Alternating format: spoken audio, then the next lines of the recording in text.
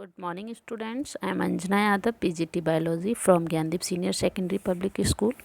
Student, today I will discuss the next topic of cell is cell envelope and its modification. देखिए in cell envelope and modification की बात करेंगे तो most of the prokaryotic cells जो होते हैं particularly the bacterial cells have a chemical complex cell envelope. इनके पास क्या होता है, chemical cell complex cell envelope इनके पास प्रेजेंट होते हैं. और जो सेल एनवेलप होते हैं ये कंसिस्ट करते हैं टाइटली बाउंड 3 लेयर्ड स्ट्रक्चर्स को. ये टाइटली बाउंड 3 लेयर स्ट्रक्चर्स को क्या करते हैं, जो है बनाते हैं, कंटेन करते हैं. तो वहाँ पर हमारा जो सबसे पहला जो है आउटर मोस्ट लेयर है जिसे हम कहते हैं ग्लाइकोकैलिक्स. क्या कहते हैं, glycocalyx. And the cell wall and the plasma membrane. और दूसरा है हमारा सेल वॉल और तीसरा क्या है हमारा प्लाज्मा मेम्ब्रेन.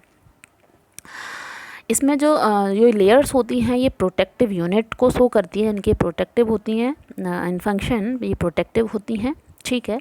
एंड यहाँ पर मैं आपको बता दूं कि जो बैक्टीरिया है उनको क्लासिफाइड किया गया है 2 ग्रुप्स में basis of the difference in the cell envelope. यहाँ पर आपको डायग्राम दिख रहा है, देखिए यहाँ पर ग्लाइकोकैलिक्स है आपका, सेल वॉल है आपका, यहाँ पर आपका जो है प्लाज्मा मेम्ब्रेन है. आपको यहाँ डायग्राम में देख पा रहे हैं आप लोग.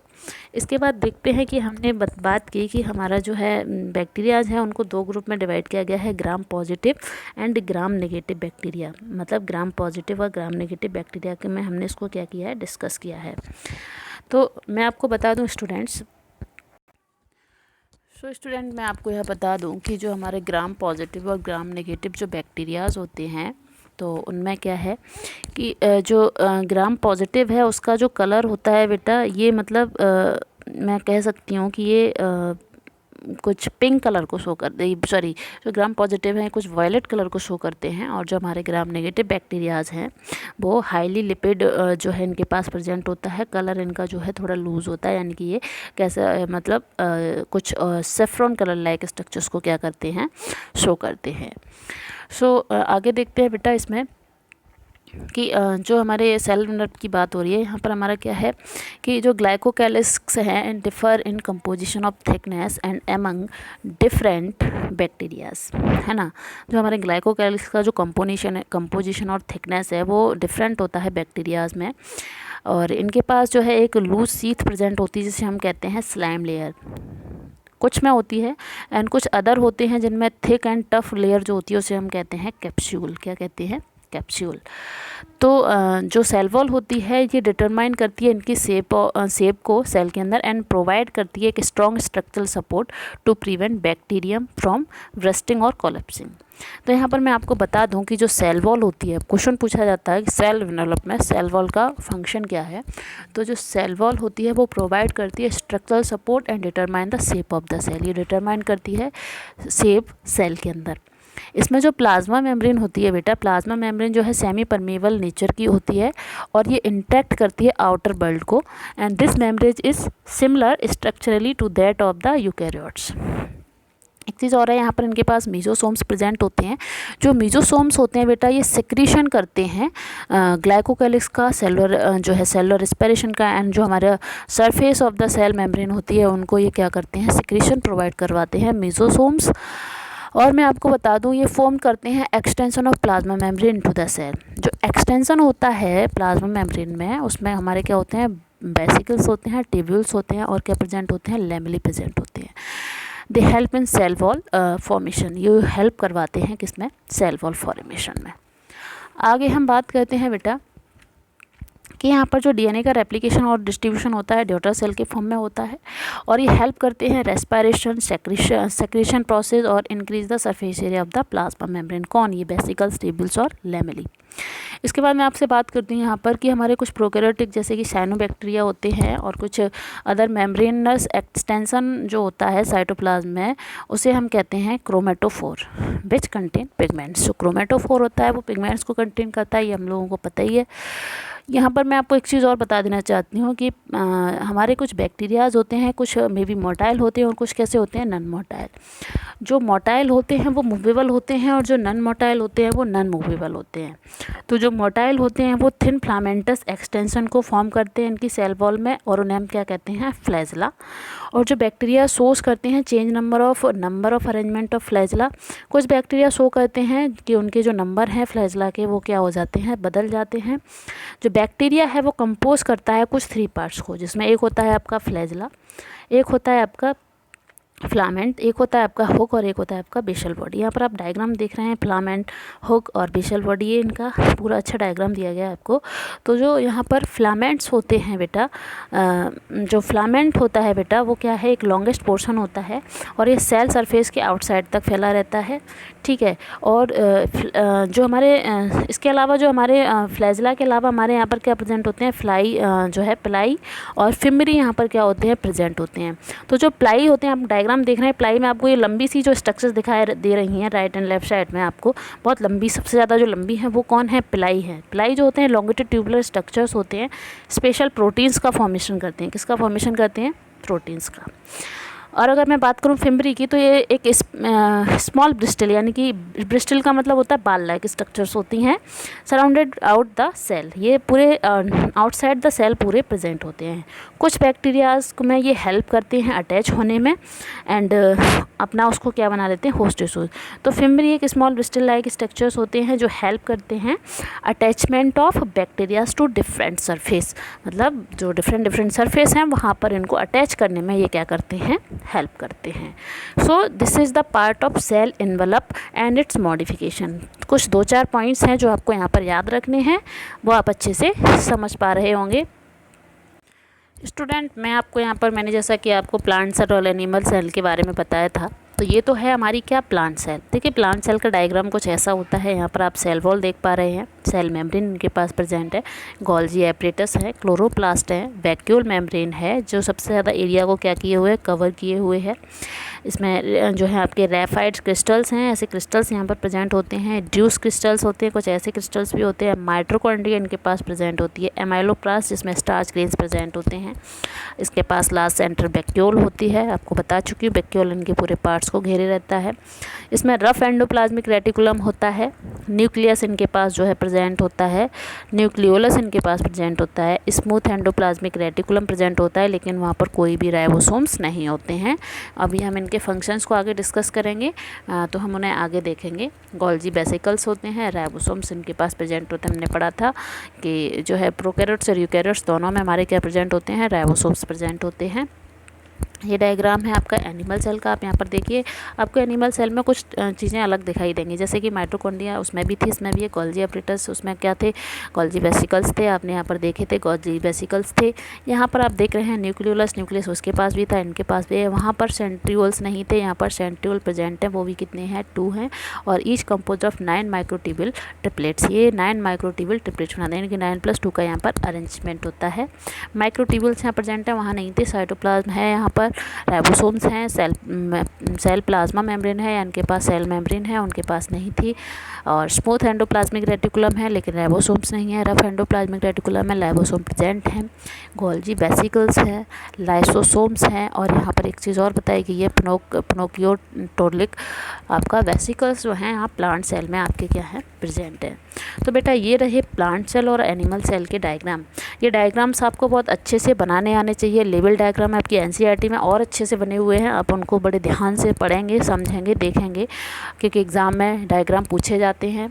और मैं जब भी कोई आपका एग्ज़ाम लेती हूँ तो मैं उसमें डायग्राम्स को बहुत ज़्यादा रखती हूँ। डायग्राम्स मस्ट होने चाहिए, आप उनका प्रैक्टिस करें बार बार, आपको डायग्राम जो है अच्छे से आने चाहिए। सो ये तो रहे आपके बेटा डायग्राम्स की बात। अब हम आगे डिस्कस करेंगे, नेक्स्ट टॉपिक है हमारा सेल मेम्ब्रेन, या फिर इसे कहते हैं प्लाज्मा मेम्ब्रेन। सेल मेम्ब्रेन या प्लाज्मा मेम्ब्रेन क्या है, इसके बारे में थोड़ा सा डिस्कस करेंगे, उसके बाद हम आगे और चीज़ों को डिस्कस करेंगे। सो स्टूडेंट, अब हम बात करते हैं प्लाज्मा मेम्ब्रेन। देखिए प्लाज्मा मेम्ब्रेन जो है ये क्या है, एक क्रॉस सेल मेम्ब्रेन होती है, एक मॉसलेस क्रॉस सेल मेम्ब्रेन होती है। इसमें 2 पार्ट्स होते हैं, एक होता है एक्टिव ट्रांसपोर्ट और एक होता है पैसिव ट्रांसपोर्ट। मैं आपको बता देना चाहती हूँ कि जो एक्टिव ट्रांसपोर्ट होता है उसमें हमें रिक्वायरमेंट होती है किसकी, एनर्जी की, जो किस फॉर्म में होती है, ATP के फॉर्म में होती है। और जो हमारा पैसिव ट्रांसपोर्ट होता है इसको एनर्जी की नीड नहीं होती है, क्योंकि ये पैसिवली होता है। तो यहाँ यहाँ पर इसकी नीड नहीं होती है। तो देखिए यहाँ पर मैं बता दे रही हूँ कि आपका जो सेल मेम्ब्रेन है पैसिव ट्रांसपोर्ट और एक्टिव ट्रांसपोर्ट में डिवाइड है। जो पैसिव ट्रांसपोर्ट है और एक्टिव ट्रांसपोर्ट है ये दोनों ही मूविंग डाउन करते हैं कहाँ पर, कंसंट्रेशन ग्रेडियंट में। जो एक्टिव ट्रांसपोर्ट है उसको ट्रांसपोर्ट करता है वो किसको, प्रोटीन्स को। जो भी हम यहाँ पर अब मॉडल पढ़ेंगे सेल मेम्ब्रेन का वो हम यहाँ पर डिस्कस करेंगे। तो वो यहाँ पर क्या है, ट्रांसपोर्ट करता है प्रोटीन्स को। आगे देखिए यहाँ पर आप पैसिव ट्रांसपोर्ट में देखिए इसमें दो चीज़ें होती हैं, एक होता है डिफ्यूजन और एक होता है फैसिलिटेड डिफ्यूजन। यहाँ पर हम बात कर रहे हैं डिफ्यूजन और फैसिलिटेड डिफ्यूजन की। तो यहाँ पर मैं बता दूँ आपको कि जो डिफ्यूजन होता है वो lower concentration to higher concentration होता है, ठीक है। तो हमें यहाँ ध्यान higher concentration to lower concentration होता है, यानी कि हमको ये ध्यान रखना है। और जो हमारा ऑस्मोसिस होता है वो भी हमारा कैसा होता है, मूवमेंट करता है वाटर मॉलिक्यूल्स का, कैसे, higher concentration to lower concentration, ये आपको ध्यान रखना है। तो यहाँ पर हम बात करें डिफ्यूजन और फैसिलिटेड डिफ्यूजन यहाँ पर प्रेजेंट होते हैं। आपकी बुक में सारी चीज़ें बहुत क्लियरली दी हुई हैं, आप NCERT को एक बार ज़रूर पढ़ेंगे। सो प्लाज्मा मेम्ब्रेन में हम लोग क्या देखेंगे कि जो हमारे डिफ्यूजन है उसमें स्मॉलर नन पोलर मॉलिक्यूल्स हैं और कुछ हमारे यहाँ पर क्या प्रेजेंट है, पोलर मॉलिक्यूल्स प्रेजेंट हैं। सो स्टूडेंट, जो प्लाज्मा मेम्ब्रेन की स्ट्रक्चर है only after the advantage of electron microscope in 1950, हम इसको केवल 1950 में हमने इसको माइक्रोस्कोप में देखा था। यहाँ पर कुछ केमिकल स्टडीज़ की गई सेल मेम्ब्रेन में, स्पेशली यहाँ पर बात की गई थी ह्यूमन रेड ब्लड सेल्स की, RBCs की, जो RBCs and enable the scientist to deduce the possible structure of plasma membrane. और लेकिन जो साइंटिस्ट थे वो इसके परिणाम को प्लाज्मा मेम्ब्रेन के परिणाम को पॉसिबिलिटीज़ को नहीं कर पाए, उनको पूरा नहीं कर पाए। तो सेल मेम्ब्रेन को कंपोस्ट करने के लिए यहाँ पर कुछ लिपिड्स जो थे that are arranged in bilayer, जो कैसे अरेंज थे, बाइलेयर अरेंज थे, बाइलेयर 2 लेयर्स में अरेंज थे। तो मैं आपको यहाँ पर प्लाज्मा मेम्ब्रेन स्ट्रक्चर की बात करती हूँ। यहाँ पर डायग्राम आप देख पा रहे हैं, आप वहाँ पर भी देखेंगे, यहाँ पर हमारी कुछ शुगर, कुछ प्रोटीन्स, कुछ हमारे लिपिड्स बाइलेयर्स के रूप में फॉर्म में प्रेजेंट है, कुछ कोलेस्ट्रॉल यहाँ पर प्रेजेंट है, प्रोटीन्स प्रेजेंट है। और यहाँ पर जो है आपको सारी चीज़ें बड़ी क्लियरली मैं आपको समझाऊंगी। देखिए कि जो प्लाज्मा मेम्ब्रेन है is made up of phospholipids bilayer proteins. जो प्लाज्मा मेम्ब्रेन है बना होता है फॉस्फोलिपिड बाइलेयर प्रोटीन्स का। कार्बोहाइड्रेट प्रेजेंट होता है, प्रोटीन्स इसमें प्रेजेंट होते हैं और कोलेस्ट्रॉल का लेवल भी यहाँ पर क्या होता है, प्रेजेंट होता है।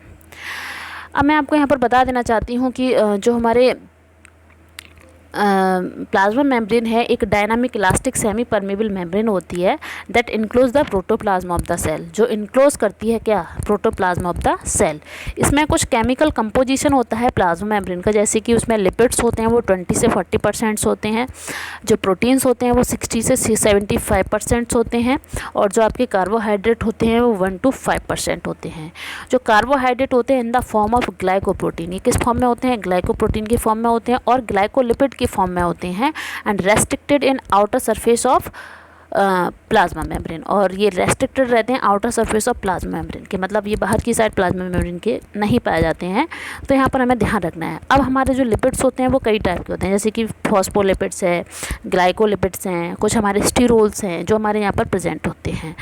तो अब हम यहाँ पर बात करते हैं कि all of them are amphipathic and amphipathic molecules because they possess both hydrophilic and hydrophobic. Hydrophilic मतलब पोलर होते हैं और हाइड्रोफोबिक मतलब नॉन पोलर होते हैं।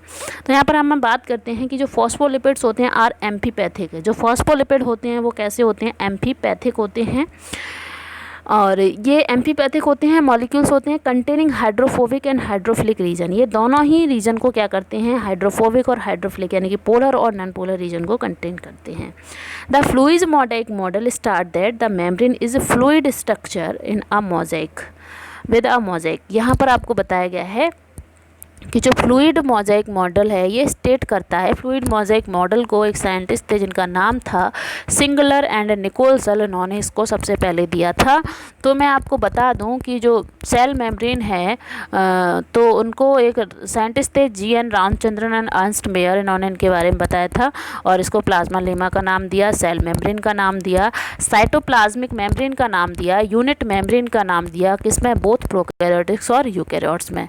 अच्छा, चलो मैं जो मैं आपको यहाँ स्क्रीन पर दिखा रही हूँ उसको मैं बाद में डिस्कस करूँगी। मैं इसमें थोड़े से कुछ पॉइंट और बता देना चाहती हूँ बेटा कि जो टर्म सेल मेम्ब्रेन था वो हमारे एक साइंटिस्ट थे नागेली और क्रेनर जो थे, उन्होंने सेल मेम्ब्रेन के टर्म को दिया था।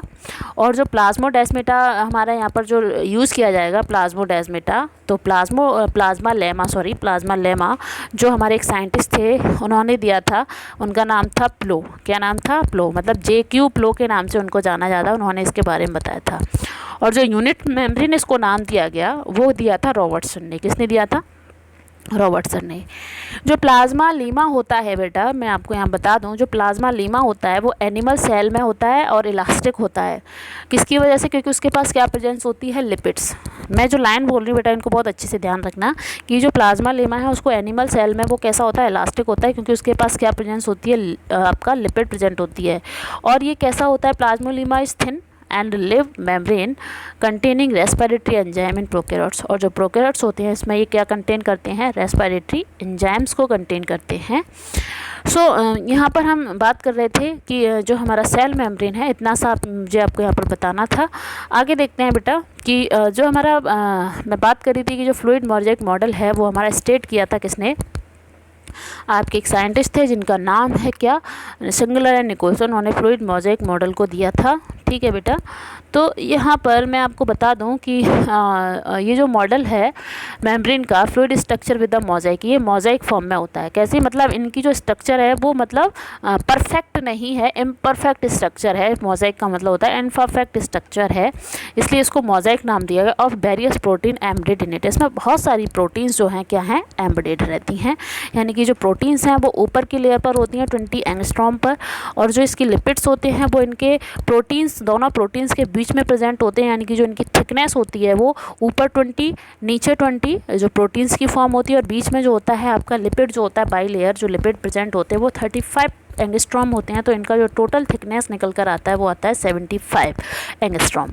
आपकी बुक में कहीं दिया होगा, आप देख लीजिएगा। तो मैं आपको यहाँ पर बता दूँ कि जो हमारा ये जो फ्लूइड मोज़ेक मॉडल है ये मोज़ेक फॉर्म में होता है और ये एम्बेड करता है प्रोटीन्स को इनके अंदर।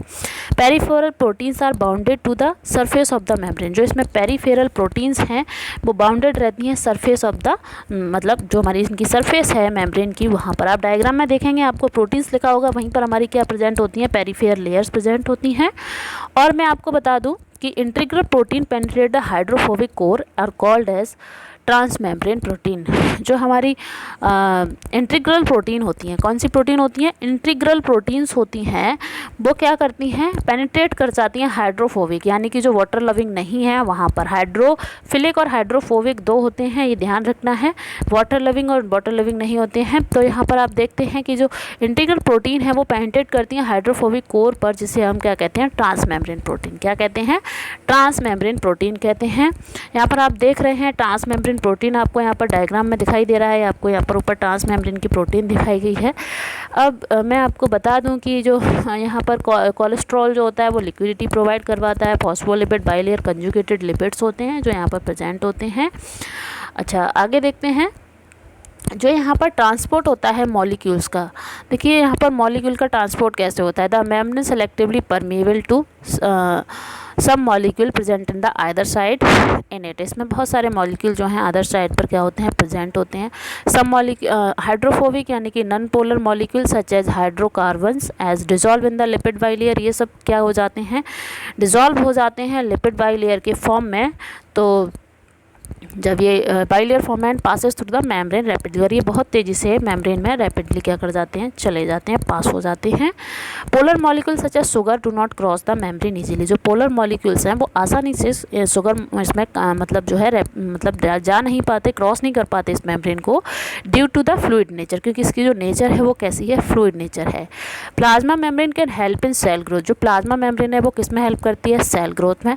फॉर्मेशन ऑफ इंटरसेलुलर जंक्शन, और फॉर्मेशन करवाती है इंटरसेलुलर जंक्शंस के बीच में। सिक्रीशन करवाती है, एंडोसाइटोसिस करवाती है, और सेल डिवीजन करवाती है। साइटोसिस मतलब आपका जो सेल्स हैं उनमें इनसाइड जो है डिवीजन करवाती है, और सेल डिवीजन के अंदर क्या होता है।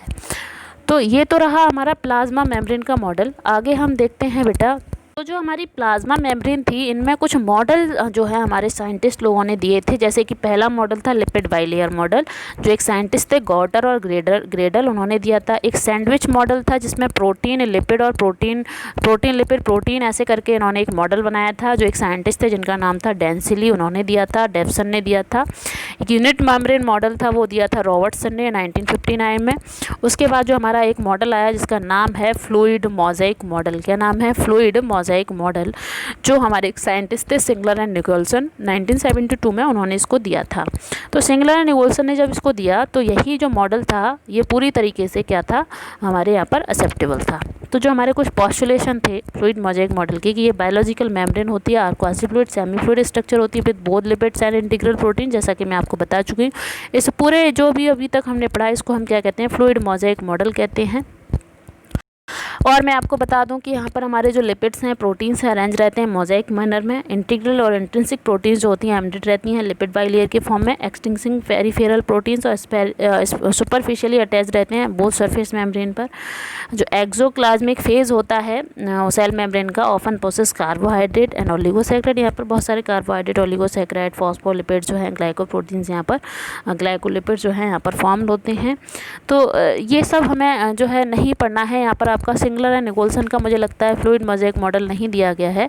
नहीं, आपको यहाँ पर कुछ चीज़ें बताई गई हैं आपकी बुक में, तो मैं आपको यहाँ बता दे रही हूँ कि जो एक इम्प्रूवमेंट होकर आया फ्लूइड मोज़ेक मॉडल का, उसमें क्या था कि कुछ करेक्टर्स दिए गए वहाँ पर कि जो लिपिड्स होते हैं वो कंजुगेटेड फॉस्फोलिपिड्स होते हैं, amphiphilic molecules having both hydrophilic and hydrophobic tails होते हैं। यहाँ पर मैं आपको बता दूं, जो हाइड्रोफिलिक होता है, हाइड्रोफिलिक हेड होता है, it bond it's protein by the hydrogen bond and ionic bond. और यहाँ पर जो है मैंने अभी अब जो लाइन्स बोली बेटा वो आपको थोड़ा मुझे लगता है कम समझ आई होंगी, लेकिन मैं उसको थोड़ा दोबारा रिपीट करती हूँ कि जो हमारा फ्लूइड मोज़ेक मॉडल था 1972 में सिंगलर और निकोलसन ने दिया था।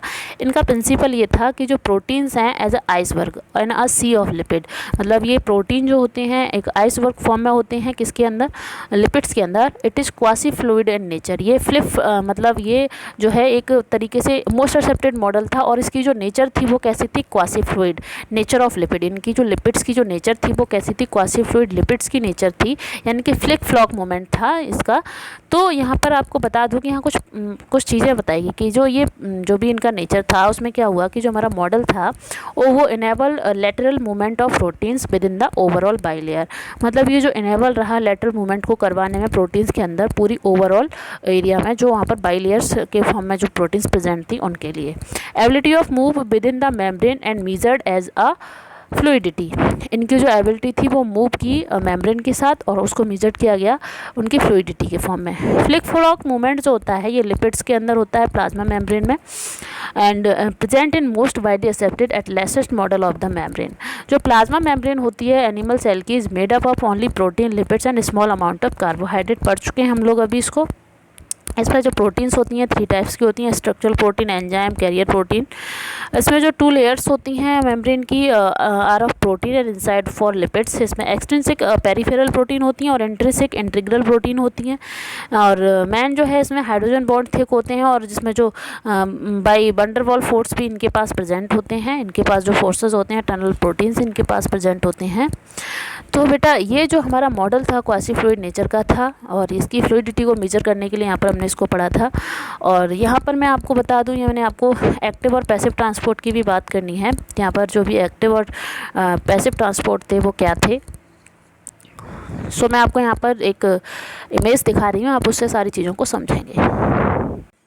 स्टूडेंट, मैं अब इस टॉपिक को आगे थोड़ा सा डिस्कस करूँगी नेक्स्ट वीडियो में, तो उसके लिए आप थोड़ा वेट करेंगे। आगे हम इस टॉपिक को दोबारा से एक बार रिवाइज़ करेंगे और फिर हम आगे के टॉपिक्स को डिस्कस करेंगे। So student, now thank you so much. आगे बात करेंगे इसके लिए।